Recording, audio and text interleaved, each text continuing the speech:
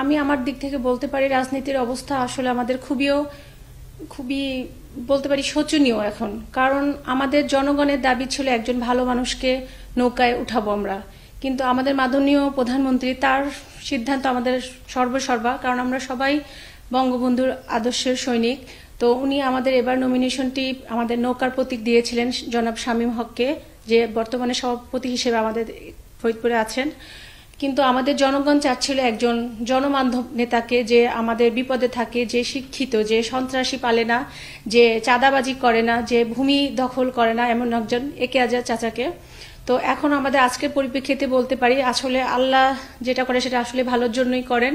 আজকে একটা আইনি জটিলতায় আমাদের যে নৌকার প্রতীক পেয়েছিলেন শামীম হক, ওনার মনোনয়নটি বাতিল হয়েছে। এখন আমাদের স্বতন্ত্র প্রার্থী হিসেবে আওয়ামী লীগেরই ঘরানার লোক, আওয়ামী লীগেরই বঙ্গবন্ধুরই আদর্শ সৈনিক জনাব একে আজাদ চাচা আছেন।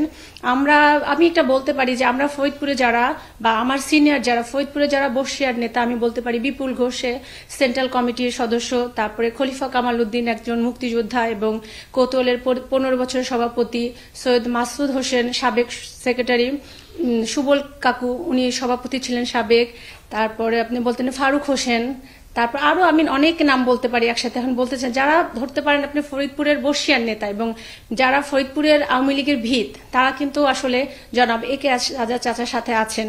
তো আমি একে আজাদ চাচাকে কখনোই আমরা কিন্তু নৌকার বাইরে বা আওয়ামী লীগের বাইরে, বঙ্গবন্ধুর বাইরে ধরি না। আর আমি পার্সোনালি তার সাথে রিলেটেড, আমার চাচা হন উনি, বলতে পারি উনাকে যদি এবার আমাদের মাননীয় প্রধানমন্ত্রী যদি এই সুযোগটি না দিতেন যে দলীয় প্রার্থীরাও স্বতন্ত্র হিসেবে মনোনয়ন কিনতে পারবেন এবং নির্বাচনে অংশগ্রহণ করতে পারবেন, আমাদের একে আজাদ চাচা কখনোই কিন্তু মাননীয় প্রধানমন্ত্রীর এই সিদ্ধান্তকে অমান্য করতেন না। কারণ তিনি মাননীয় প্রধানমন্ত্রীর উন্নয়নের কথাই সারা ফরিদপুরে এই কদিন ছড়িয়ে বেড়াচ্ছেন এবং তার উন্নয়নের ধারাকে যাতে অগ্রসর হয় এই ব্যাপারে উনি একজন বিশিষ্ট ব্যবসায়ী, আপনারা সবাই জানেন। তো ওনার প্রেক্ষিতে ওনার ওয়েতে উনি কিন্তু করছিলেন, উনি একটা ফরিদপুরকে ইকোনমিক জোন হিসেবে করবেন, এটা ওনার একটা আশা এবং স্বপ্ন।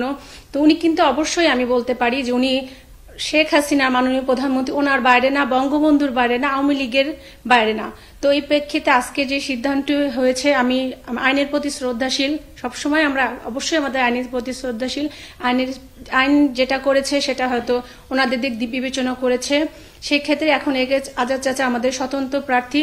তো আমরা একে আজাদ চাচাকে আসলে আওয়ামী লীগের প্রার্থী হিসেবেই ধরি, কারণ জনগণের মতে, আমি একজন রাজনৈতিক নেত্রী হিসেবে বলতে চাই না, সাধারণ মানুষ হিসেবে আমি বলতে চাই, আমরা যখন সমাজে যাই মিশি, আমরা ফরিদপুরকে একটি সন্ত্রাস মুক্ত ফরিদপুর দেখতে চাই, আমরা ফরিদপুরকে বেকার মুক্ত চাই, আমরা ফরিদপুরকে একটা শান্তিময় ফরিদপুর চাই, আমাদের সাধারণ জনগণের এটা আশা। তো আমরা এই সবকিছুর সমন্বয় আমরা একে আজাদ চাচার মধ্যে পাই। তো আমাদের ফরিদপুরবাসীর আশা একে আজাদ চাচার মতন একজন মানবিক মানুষ, যে মানুষকে মানুষ হিসেবে মূল্যায়ন করে, পয়সার দিক দিয়ে বিবেচনা করে না। কারণ আপনারা দেখেন যে তার মতো সে কিন্তু শুধু আমি ফরিদপুর না, শুধু বাংলাদেশ না, আন্তর্জাতিকভাবেও কিন্তু সে সমাদৃত, তাকে সবাই চেনে। কিন্তু তার সাথে মিশলে এনিওয়ান, যে কোনো কেউ তার সাথে সহজে তার সাথে চলে যেতে পারে, তার সাথে হাতটা মিলাতে পারে, সুখে দুঃখে তার কথা বলতে পারে। আর ইভেন তো তিনি এখন রাজনীতিতে এসেছেন, ফোকাস হয়েছেন, কিন্তু সে ছাত্র জীবন থেকে রাজনীতি করেন, কিন্তু ফরিদপুরের উন্নয়ন কিন্তু সে এখন নতুন করছেন না যে আমি মনোনয়ন চাচ্ছি বা এমপি প্রার্থী হয়েছে এর জন্য। তিনি বিগত অনেক বছর ধরে তিনি এবং তার পরিবার ফরিদপুরের মানুষের কল্যাণের কাজ করে যে গেছেন। তো আল্লাহ বা বিধাতা যেটাই আছে, একজন তো উপরে আমাদের আছেন, উনি যেটা সিদ্ধান্ত নিয়েছে, আল্লাহ ইজ দ্য বেস্ট প্ল্যানার আমরা বলি। তো আজকের এই সিদ্ধান্তটা আমি আল্লাহর কাছে কৃতজ্ঞতা জানাই, উনি আমাদের আজকে এই সিদ্ধান্ত দিয়েছেন। আর আমাদের সামনে থাকবে, আমরা কিন্তু এবার আমাদের বিশ্ব আমাদের নির্বাচনটা পর্যবেক্ষণ করবে, খুবই একটা কঠিন আমাদের নির্বাচনটা, যে আমরা হাল ছেড়ে দেবো এমন না, আমরা প্রতিযোগিতামূলক। আমরা কিন্তু চাচ্ছিলাম যে আমাদের যে নৌকা প্রার্থী ছিলেন সে থাকুক, কিন্তু আইনি জটিলতায় উনি বাদ পড়েছেন, এটা আসলে আমাদের কারোরই করার কিছু নাই। এই বড় হকে স্বাগত জানাই Regal dressing table. Regal dressing table, elegant সব ডিজাইন ও perfect lacquer finishing. Regal furniture, furnish your dream. একজন ব্যবসায়ী, এটা ওনার বড় পরিচয়, এটা আমরা গর্বিত ফরিদপুরের সন্তান হিসেবে উনি একজন রাজনৈতিকভাবে গুরুত্ব। আর এখন আপনারা রুট লেভেলে যান, নট অনলি আমি বলছি, উনি রাজনৈতিকবিদ হিসেবেও তিনি অনেক গ্রহণযোগ্যতা পেয়েছেন, কারণ তিনি ত্যাগীদের মূল্যায়ন করেন। কারণ ত্যাগীরা না থাকলে আজকের এই মুক্তিযুদ্ধের পরবর্তী সময় আওয়ামী লীগ এত এস্টাবলিশ হতে পারতো না। আমাদের শেখ হাসিনাকে 21 বার মারার চেষ্টা করা হয়েছে, তারপরে তখন কিন্তু তার সাথে তার ওই ত্যাগী নেতারাই ছিল। আর আমাদের ত্যাগী নেতাদের যদি মূল্যায়িত না হয়, একটা দল বা একটা পরিবার যেখানে আপনি যদি যে কাজ করে তাকে যদি সঠিকভাবে মূল্যায়িত না করে, ওই ভিতটা কিন্তু থাকে না, আস্তে আস্তে ওটা ধসে পড়ে। তো আমরা এই ক্ষেত্রে আমি বলতে পারি একে আজাদ চাচার মঞ্চে বা একে আজাদ চাচার সাথে সব ত্যাগী নেতারা আছে, কারণ উনি সিনিয়রদের সম্মান করেন, ত্যাগীদের মূল্যায়ন করেন। এটা আসলে বলার অপেক্ষা রাখে না। আজাদ চাচা একজন মানবিক মানুষ, একজন রিক্সাওয়ালাও যেমন তার কাছে প্রায়োরিটি পায় এবং একজন উঁচু লেভেলের যদি কোনো ব্যবসায়ী তার বাসায় আসে সেম মূল্যায়ন পায়। চাচার হাতটা যে সহজে ধরতে পারে, তার দুঃখের কথা সুখের কথা বলতে পারে। এবং আমি কিছুদিন ধরে দেখছি বা আগেও দেখেছি যে যখন যিনি এমপি প্রার্থী ছিলেন না, উনি কিন্তু তার বাসায় কিন্তু সব লোক, মানে একজন রিক্সাওয়ালা থেকে আরম্ভ করে একজন, আমি কি বলবো, আমাদের বাসায় যারা আমাদের হেল্পিং হ্যান্ড টাইপের লোকজন বা আমাদের একদম তৃণমূলে যারা রুট লেভেলে, চাচা সহজে চাচার হাতটা ধরতে পারতেছে। আর অন্য সব নেতাদের আছে তাদের 3-4টা ধাপ পার হয়ে তার কাছে পৌঁছাতে হয়। তো আমাদের সাধারণ মানুষ ভাবে যে একে আজাদ সাহেব যদি আমাদের ফরিদপুরে এমপি মনোনীত হয়, আমরা সহজে তাকে রিচ করতে পারবো, তাকে আমাদের সমস্যাটা তুলে ধরতে পারবো। আমার মনে হয় তৃণমূল বা নিচের লেভেলের যারা আছে, যারা একটু, তারা এই কারণটা মেইনলি আমার মনে হচ্ছে, আমার দিক দিয়ে পার্সোনালি আমার পারসেপশন যে তার এই কারণটাই তাকে বেছে নিতে চাচ্ছেন।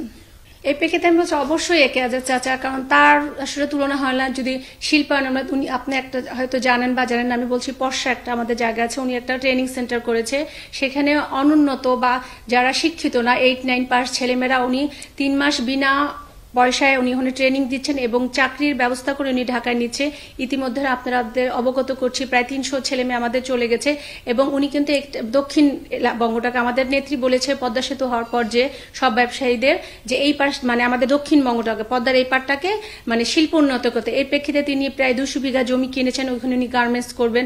তো উনি তো ওনার পরিকল্পনাটা আগাচ্ছেন। আর যদি এমপি হন, আমার মনে হয় যদি তাহলে সংসদে যায় উনি আমার একটা কথা বলতে পারবেন, সরকারিভাবে বিভিন্ন সুযোগ সুবিধা পাবেন, নেত্রীকে বলতে পারবেন যে আমার এই জায়গাটায় একটু সমস্যা, আপনি একটু হেল্প করেন। তো সেক্ষেত্রে একে আজাদ চাচা যদি এমপি হন, আল্লাহ যদি চান, তাহলে আমার মনে হয় আমাদের ফরিদপুর কেন, মানে পদ্মার এই পারে দক্ষিণ অঞ্চলটা অনেকখানি শিল্পর দিকে অগ্রগতি হবে।